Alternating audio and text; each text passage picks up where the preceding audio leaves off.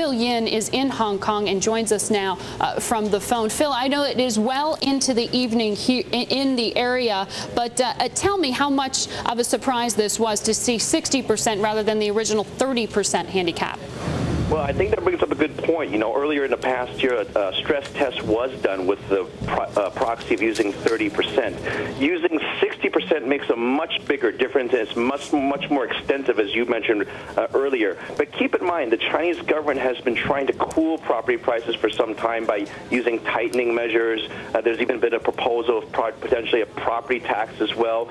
So a lot of this, although it's not coming directly from the government, but it's being said through different mouthpieces, in this particular case, according to a source very familiar with the situation, what the government is doing is they are vetting in terms of seeing how's the reaction and how are investors going to react. Keep in mind, there's an awful lot of bankers that are watching this particular story because they have to make loans to China, and those loans have to be paid back in X number of years.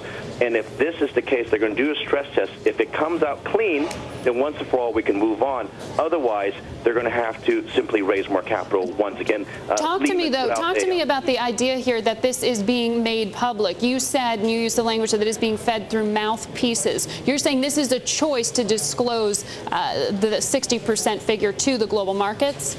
Well, according to the Bloomberg article, it doesn't state a particular name associated, at least with the 60%. It's really somebody more familiar with the situation. I mean, keep in mind, this is just breaking right now, so the details are still a bit sketchy.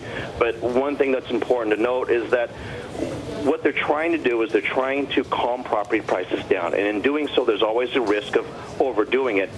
And I think they're trying to be on the safe side here by making sure that they can identify all the consequences in terms of what actions they may or may not take. Even Nomura came out with a report in July saying that property prices in major cities could drop by nearly 40%. So it's not just the government that's concerned. There are other investment banks also looking at that very closely. All right. Thank you very much.